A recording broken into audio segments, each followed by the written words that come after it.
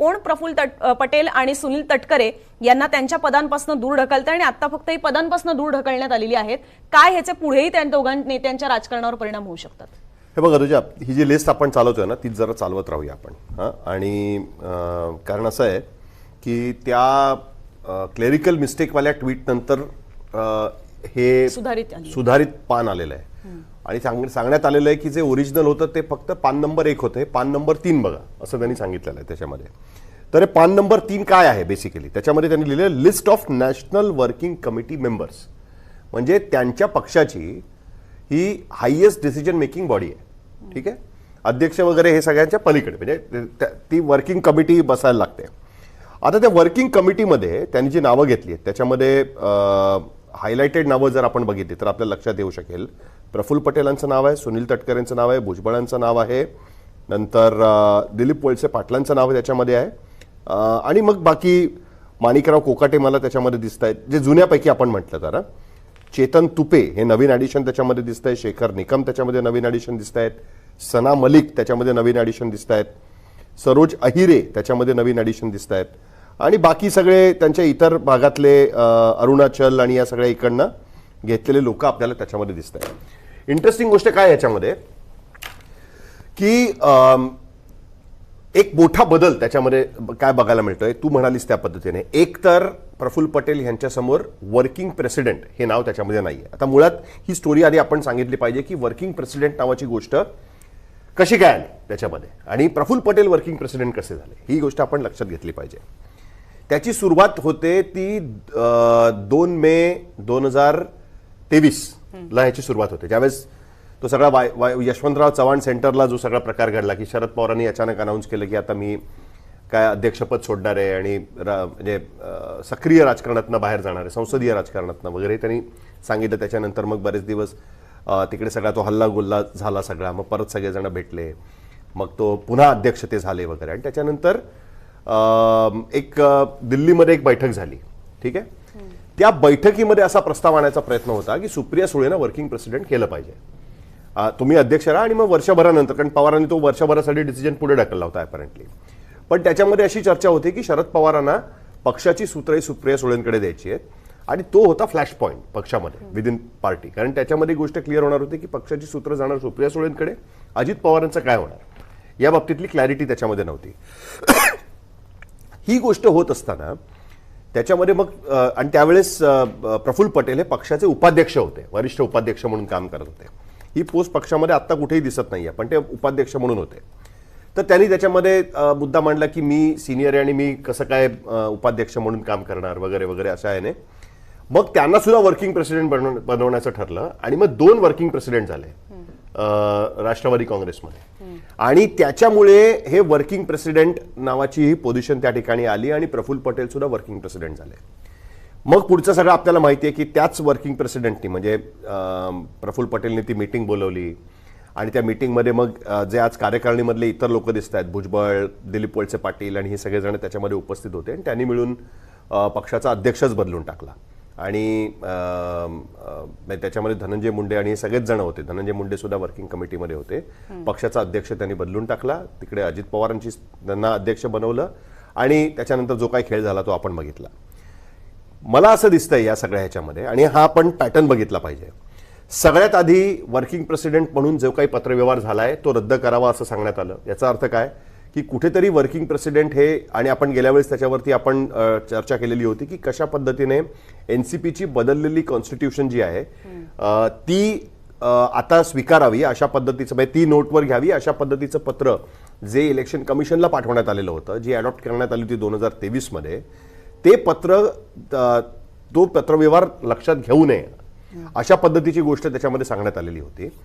आणि ते का सांगण्यात आलेली होती, कारण त्या घटना दुरुस्तीमध्ये ही गोष्ट स्पष्ट म्हणण्यात आलेली होती की म्हणजे यापूर्वी असं होतं की जो अध्यक्ष नसतील तर senior most general secretary meeting बोलवू शकतात, तिथे वर्किंग प्रेसिडेंट नाव टाकण्यात आलेलं होतं. सो एका पद्धतीने वर्किंग प्रेसिडेंटला अध्यक्षाच्या बरोबरीचे अधिकार देण्यात आले होते आणि तोच अधिकार वापरून पक्षामध्ये अजित पवारांची स्थापना अध्यक्ष म्हणून करण्यात आलेली होती. सो त्याच्यामुळे ती एक भीती कुठेतरी होती का, ही भीती कोणीतरी घालून दिली का, हा एक मुद्दा त्याच्यामध्ये राहतो. एक सगळ्यात महत्त्वाची गोष्ट अजून आपल्याला त्याच्यामध्ये दिसते की ह्या गोष्टी घडल्यानंतर अचानक सुनील तटकरे शरद पवारांना भेटायला त्यांच्या घरी जातात रात्री. यापूर्वी पार्थ पवारांची अनेकदा शरद पवारांबरोबर भेट झालेली आहे, 3 ते 4 वेळेला भेट झालेली आहे. अर्थात शरद पवारांना ते कुठल्याही गोष्टीसाठी भेटू शकतात. मध्ये त्यांची तब्येत बरी नव्हती म्हणून बारामतीमध्ये जे अजित पवारांचं स्मारक उभं करायचं आहे त्या संदर्भात त्यांच्या भेटीगाठी आहेत. पण तरी सुद्धा या भेटीगाठी होत असताना प्रत्येक भेटीगाठीनंतर कुठलं ना कुठलं पत्र इलेक्शन कमिशनकडे जात आहे. म्हणजे आता हा योगायोग म्हणायचा की कोणी त्यांना मार्गदर्शन करतंय म्हणायचं की अजून काही त्याच्यामध्ये चाललंय म्हणायचं, हा एक मुद्दा त्याच्यामध्ये वेगळ्या पद्धतीने आपण डिस्कस केला पाहिजे. पण एक गोष्ट अधोरेखित होतीये अनुजा, जे लोक त्यावेळेस अजितदादांच्या निधनानंतर जे आघाडीवर दिसत होते की आता पक्ष अशा पद्धतीने चालेल या बाबतीमध्ये, त्यातले धनंजय मुंडे आता त्या कार्यकारिणीमध्ये नाही आहेत, प्रफुल्ल पटेल, सुनील तटकरे त्या कार्यकारिणीमध्ये आहेत, पण प्रफुल्ल पटेलांच्या नावासमोरचं वर्किंग प्रेसिडेंट हे पद गेलेलं आहे. सुनील तटकरे त्या कार्यकारिणीमध्ये आहेत, वर्किंग कमिटीमध्ये आहेत, पण त्या वर्किंग कमिटीच्या त्यांच्या समोर असलेलं जनरल सेक्रेटरी हे जे पद होतं ते त्या ठिकाणी दिसत नाहीये. जनरल सेक्रेटरी म्हणून पार्थ पवारांची एंट्री झालेली आपल्याला त्याच्यामध्ये बघायला मिळते. जे ओरिजिनल 10 तारखेचं पत्र होतं ज्याच्यामध्ये आपण ते दाखवूया एकदा पत्र मी ते दाखवते. सगळ्यात पहिले आपण जे जुनं पत्र आहे ते दाखवूया की जे 26 फेब्रुवारीचे ते इलेक्शन्स की ज्या दिवशी सुनेत्रा पवार यांची सुद्धा राष्ट्रीय अध्यक्षपदी निवड झालेली होती, त्याच्यामध्ये त्यांनी 10 मार्चला पाठवलेल्या पत्रामध्ये हेही सांगितलेलं होतं की याआधी झालेला सगळा पत्रव्यवहार तुम्ही नल अँड व्हॉइड समजा. आणि मग येते ही लिस्ट. ह्या लिस्टमध्ये तुम्हाला सुनेत्रा पवार ज्यांच्यासमोर पेनाने प्रेसिडेंट हे लिहिलेलं पाहायला मिळेल. त्याच्या खालोखाल तुम्हाला सुनील तटकरे, छगन भुजबळ, प्रफुल्ल पटेल ही नावं सुद्धा दिसतील, पण त्यांच्यासमोर कुठलंही पद नाही. आणि खाली शिवाजीराव गर्जे यांच्या नावासमोर सुद्धा ट्रेजरर म्हणजे खजिनदार म्हणून पाहायला मिळेल. पण याचं शीर्षक काय आहे, हे जे पत्र लिहिण्यात आलेलं आहे त्याच्यामध्ये शीर्षक काय आहे की डिटेल्स ऑफ ऑर्गनायझेशनल इलेक्शन्स, आणि त्याच्यामध्ये name of the office bearers elected including apex level committee या दृष्टीने हे सांगण्यात आलेलं आहे. आता त्या अपेक्स लेव्हल कमिटीमध्ये म्हणजे सगळ्यात सर्वोच्च पदावरची राष्ट्रवादी काँग्रेसमधले हे सगळे डिसिजन मेकर्स असणार आहेत. ही अपेक्स बॉडी आहे, त्यांच्यातली ही सगळ्यात मोठा आपण ज्याला म्हणू शकतो की त्यांच्याकडे सगळे अधिकार असणार आहेत अशी ती बॉडी म्हणून त्याच्याकडे पाहिलं गेलं पाहिजे. तर त्याच्यामध्ये सुनेत्रा पवार आहेत अर्थात अध्यक्ष म्हणून. त्या खालोखाल पहिलं नाव येतंय ते म्हणजे प्रफुल्ल पटेल यांचं आणि मग येतंय ते सुनील तटकरे यांचं. पण त्याच्यामध्ये सुद्धा त्यांच्या नावासमोर कुठलंही पद लिहिण्यात आलेलं नव्हतं. यावरनं तेव्हाही सगळा वाद झालेला होता. त्या खालोखाल सुद्धा जर आपण पाहिलं तर ती कायमच राष्ट्रवादी काँग्रेसमधली सगळी चर्चेतली नावं जे त्यांचे चेहरे आहेत म्हणून पाहिले जातात. हे चेहरे पाहिले की राष्ट्रवादी काँग्रेस हे नाव आपसूक निघेल अशा पद्धतीची ही सगळी नावं ह्याच्यामध्ये पाहायला मिळतात. मग त्या छगन भुजबळ आहेत, त्यात दिलीप वळसे पाटील आहेत, माणिकराव कोकाटे आहेत, चेतन तुपे आहेत, शेखर निकम आहेत, सुबोध मोहिते आहेत, सरोजा हिरे, सना मलिक, जय पवार, धीरज शर्मा हे सुद्धा सगळ्या नेत्यांची नावं याच्यामध्ये आपल्याला पाहायला मिळतात. आता कट्टू आपण आत्ताचं जे नवीन पत्र आलेलं आहे जे आपल्याकडे दुसरे दृश्य आहे ती चालवूया. आणि त्याच्यामधली ही यादी बघा, ही सगळ्यात पहिली यादी की ज्याच्यामध्ये पहिले आपल्याला सुनेत्रा पवार यांचंच नाव पाहायला मिळतंय आणि त्याच्यानंतर त्याच्यामध्ये प्रफुल्ल पटेल किंवा सुनील तटकरे यांचं नाव नव्हतं आणि त्याच्यावरनच परत दुसरा वाद सुरू झाला की याच्यामध्ये सुनील तटकरे आणि प्रफुल्ल पटेल यांची नावं कशी काय नाहीत. सुनेत्रा पवारांच्या खालोखाल डायरेक्ट गर्जेंचं नाव आहे जे खजिनदार आहेत, पार्थ पवारांचं नाव आहे जे जनरल सेक्रेटरी आहेत, जय पवार सुद्धा त्याच्यामध्ये नॅशनल सेक्रेटरी आहेत. सो याच्यामध्ये राज्यातले आणि राष्ट्रीय पातळीवरचे सगळ्यांकडे जी जी पदं आहेत त्यांची नावं त्याच्यामध्ये लिहिण्यात आलेली आहेत. मग जे प्रफुल्ल पटेल की जे राष्ट्रीय कार्याध्यक्ष आहेत त्यांचं नाव त्याच्यात नाही, सुनील तटकरे जे महाराष्ट्र प्रांताध्यक्ष आहेत त्यांचंही नाव नाही. याच्यावरनं सुनेत्रा पवार यांचं मध्यरात्री एक पोस्ट येते सोशल मीडिया हँडल्सवर आणि त्याच्यात ते सांगतात की काही क्लेरिकल मिस्टेक्स आहेत. त्या क्लेरिकल मिस्टेक्स नंतर परत एक नवीन पत्र येतं आणि त्याच्यानुसार परत एकदा आपण जर पाहिलं तर सुनेत्रा पवार यांचं पहिलं नाव आहे. त्याच्यानंतर लगेच खाली येत आहे ते म्हणजे प्रफुल्ल पटेल यांचं नाव. पण प्रफुल्ल पटेल यांच्या नावासमोर जसं सुनेत्रा पवार यांच्या नावासमोर तुम्हाला नॅशनल प्रेसिडेंट म्हणून लिहिलेलं पाहायला मिळेल, तसं प्रफुल्ल पटेल यांच्या नावासमोर मात्र एनसीपी लीडर इन राज्यसभा हे जुनं पत्र आपण चालवतोय, नवीन मलाच आपण परत एकदा चालूया. तसंच प्रफुल्ल पटेल यांच्या नावासमोर एनसीपी लीडर राज्यसभा आणि सुनील तटकरे यांच्या नावासमोर एनसीपी लीडर इन लोकसभा हीच फक्त पदं जी आहेत ती लिहिण्यात आलेली आहेत. आणि वरती सुद्धा त्याला एवढंच लिहिण्यात आलेलं आहे list of national working committee members. So हे राष्ट्रीय त्यांची जी वर्किंग कमिटी आहे, कार्यसमिती जी आहे त्यांचीच ही यादी आहे. पण ह्याच्यामध्ये मात्र त्यांची जी पदं आहेत त्यांचा कुठेही उल्लेख पाहायला मिळत नाही. आणि प्रोव्हाइडेड बाकी सुद्धा जर आपण खाली पाहिलं तर त्याच्यामध्ये छगन भुजबळ यांचं नाव आहे, दिलीप वळसे पाटील यांचं नाव आहे, शिवाजीराव गर्जे, पार्थ पवार यांची सुद्धा नावं, कोकाटे, सना मलिक यांची नावं आपल्याला ऍड झालेली पाहायला मिळतात. सो एक मेजर फरक त्याच्यामध्ये काय जाणवला अनुजा की 10 तारखेच्या पत्रामध्ये कोणाच्याही नावासमोर कुठलंही पद लिहिलेलं नाहीये. आणि तू म्हणालीस त्या पद्धतीने हाताने लिहिण्यात आलेलं होतं की अध्यक्ष आणि ट्रेजरर वगैरे. आज जे पत्र म्हणजे 29 तारखेला जे पत्र पाठवण्यात आलं त्याच्यामध्ये लोकांच्या नावासमोर त्यांची डेझिग्नेशन्स लिहिण्यात आली होती. पार्थ पवार जनरल सेक्रेटरी आणि ह्या सगळ्या गोष्टी आपल्याला त्याच्या अविनाश अधिक आणि ह्या सगळ्या गोष्टी त्यांच्यासमोर कोणी नॅशनल सेक्रेटरी जनरल सेक्रेटरी सगळी पदं त्याच्यामध्ये नेण्यात आलेली आहेत. आता याच्यामधनं दोन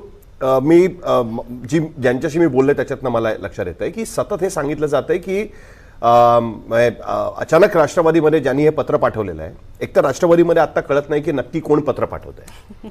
हे बऱ्याच जणांना माहीत नाही आहे. कोणालाही आपण विचार माहीत नाही कोणी पत्र पाठवलं. आश्चर्याची गोष्ट अशी की अशा पद्धतीचं पत्र सबमिट झालंय हे प्रफुल्ल पटेल सुनील तटकर यांना माहितीही नव्हतं की अशा पद्धतीचं पत्र सबमिट झालेलं आहे. या पत्रामध्ये ज्यांची नावं त्याच्यामध्ये लिहिण्यात आलेली आहेत ज्यांची नावं काढण्यात आलेली आहेत आधीच्या कार्यकारिणीमधली धनंजय मुंडे असतील हसन मुश्रीफ असतील या सगळ्यांची त्यांनाही या गोष्टीची कल्पना नव्हती. अर्थातच म्हणजे त्यातले अनेक जण जे आहेत ते त्या बंडामध्ये सामील होते शरद पवारांच्या विरोधात आणि त्याच्यामुळे आपसुकच ते हायएस्ट डिसिजन मेकिंग बॉडीमध्ये होते. जे ओरिजिनल 9 जण होते की ज्यांनी मिळून ते बंड केलेलं होतं. त्यातल्या अनेक जण आता बाद झालेले आपल्याला बघायला मिळतात. दुसऱ्या बाजूला नवीन अनेक जण ऍड झालेले आपल्याला बघायला मिळतात. उदाहरणार्थ सना मलिक यांची एंट्री त्याच्यामध्ये आपल्याला बघायला मिळते की जी ऍड झालेली आहे. एका पद्धतीने आपण रिप्रेझेंटेशन त्याच्यामध्ये मुस्लिम रिप्रेझेंटेशन म्हटलं तर हसन मुश्रीफ यांचं असायचं त्याच्यामध्ये सना मलिक यांचं नाव त्याच्यामध्ये ऍड झालेलं आपल्याला बघायला मिळत आहे. पण मुद्दा असा आहे की कोणालाही माहीत म्हणजे कोणालाही माहिती न देता अशा पद्धतीने पत्र 29 तारखेला निवडणूक आयोगाकडे हे पत्र देणं याचा अर्थ स्पष्ट आहे की कुठे ना कुठेतरी प्रफुल्ल पटेल आणि सुनील तटकरे ह्यांची पक्षातली जी पकड म्हणूया किंवा त्यांचं पक्षामध्ये जे वर्चस्व आहे त्याला चॅलेंज किंवा हु इज कॉलिंग द शॉट्स पक्षामध्ये ही गोष्ट क्लिअर करण्याचा प्रयत्न त्याच्यामध्ये स्पष्ट आपल्याला त्याच्यामध्ये बघायला मिळतो अनुजा.